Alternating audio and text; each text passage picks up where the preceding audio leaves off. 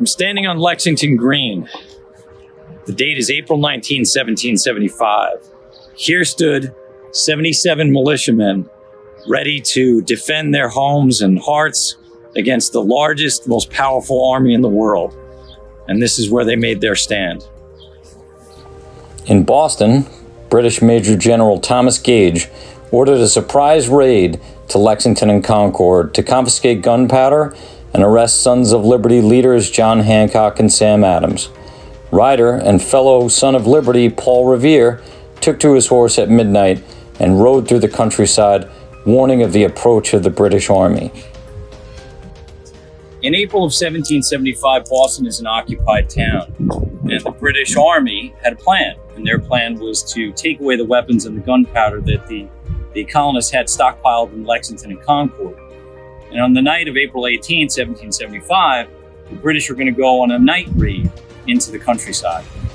Now, this steeple was going to be where the Sons of Liberty are basically going to warn Paul Revere, and he would go on his famous ride.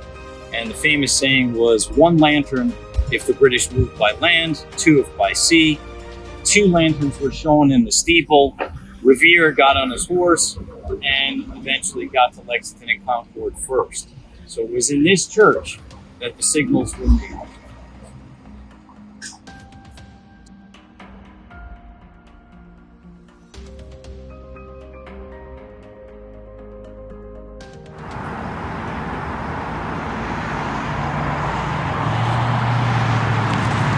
Revere was one of 3 riders that night, warning the countryside about the British coming to Lexington and eventually Concord. He got to this point after he got to Lexington with the 2 other men, William Dawes and Sam Prescott, and he was taken captive by a British patrol. The 2 other men, William Dawes and Sam Prescott, escaped, and Revere was captured right in this spot.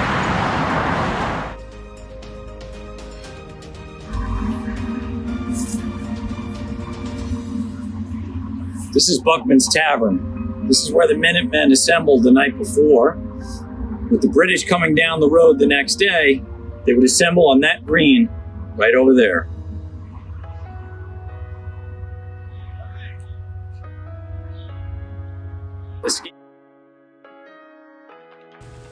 As the British regulars advance guard under Major Pitcairn entered Lexington, over 70 Lexington militiamen emerged from Buckman Tavern and stood in ranks on the village common watching them.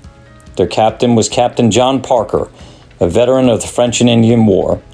Major Pitcairn rode forward waving his sword and called out for the assembled militia to disperse and said, "Lay down your arms, disperse ye rebels."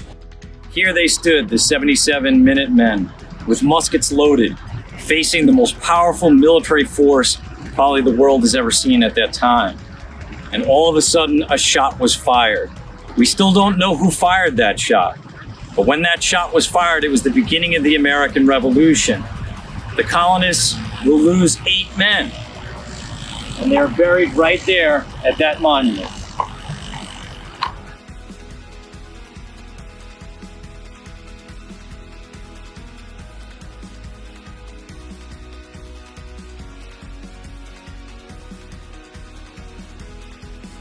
Both Parker and Pitcairn ordered their men to hold fire, but a shot was fired from an unknown source.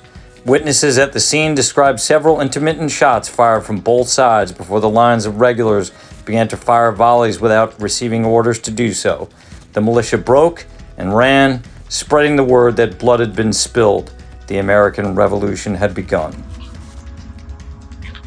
The 8 militiamen that died at the battle, right here in this green, are actually buried under this monument, including a guy by the name of John Harrington, who was hurt, and he crawled actually to his doorstep, which is the house beyond the monument, and he died in his wife's arms shortly after being wounded. The old burying ground behind Lexington Green is one of the oldest burial grounds in the country, and the cemetery contains the graves of many prominent early Lexington settlers, as well as soldiers from the Revolutionary War and Civil War. Even a British soldier who was injured in the fighting at the Battle on the Green and died a few days later in Buckman Tavern. The Minutemen who fell on the battle green were originally buried here, but were disinterred and reburied on the battle green.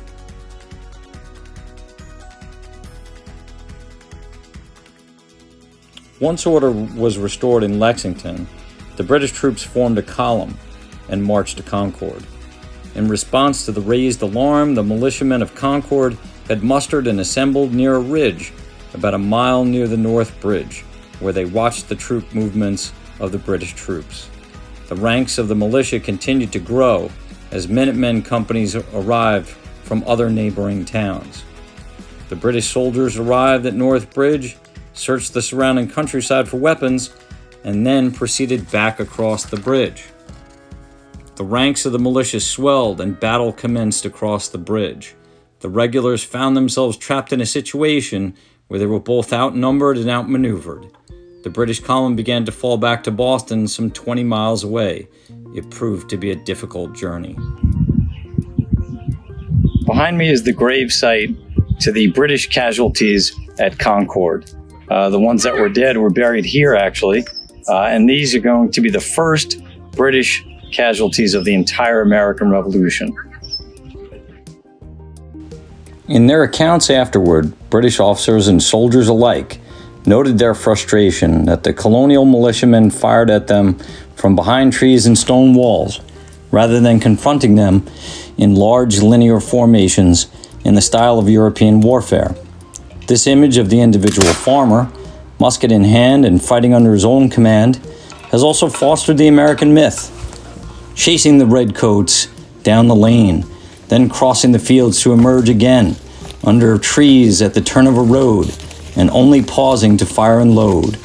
To the contrary, beginning at the North Bridge and throughout the British retreat, the colonial militias repeatedly operated as coordinated companies, even when dispersed to take advantage of cover.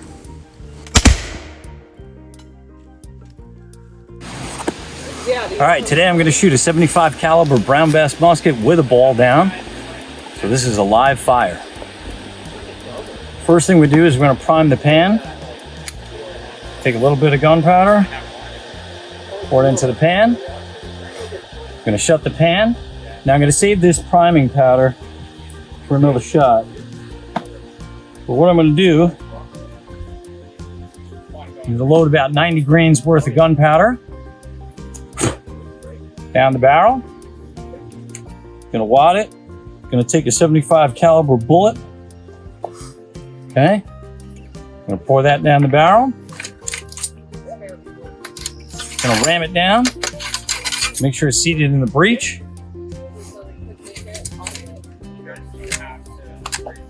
Okay, now this thing is ready to fire. Let's see what we can hit.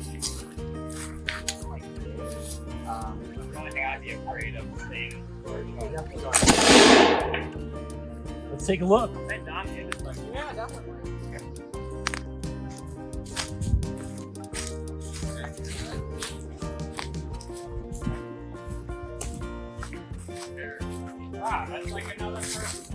That's what you call a kill shot. So that's a .75 caliber round ball going through his chest. It's going to take a chunk out of him, and he's going to be out of the fight.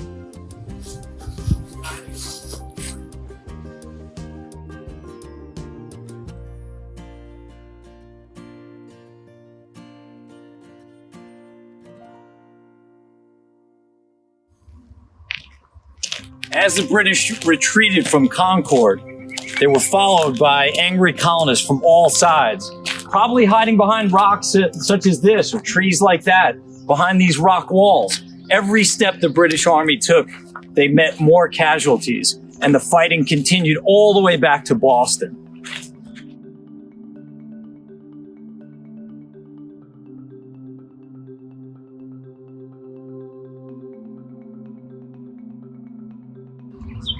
This is the Captain William Smith house. William Smith is the brother of Abigail Adams. He's also one of the most important farmers in this area.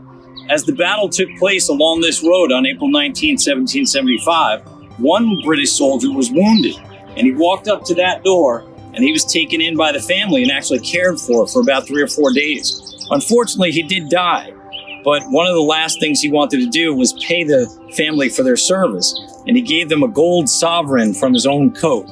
Today he's buried along this road.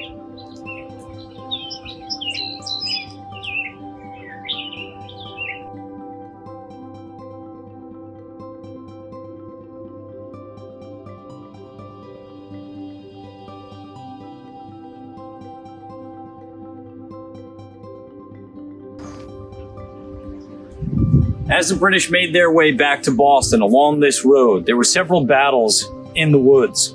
This is one of the more famous ones. This is called Parker's Revenge, where the colonists, led by John Parker, who had fought at Lexington early in the morning, he had brought more colonists here as the British came back to Boston and fought them right on this spot. Now, they still do archaeological digs, and they still find out more information about this spot, and they know basically where it took place.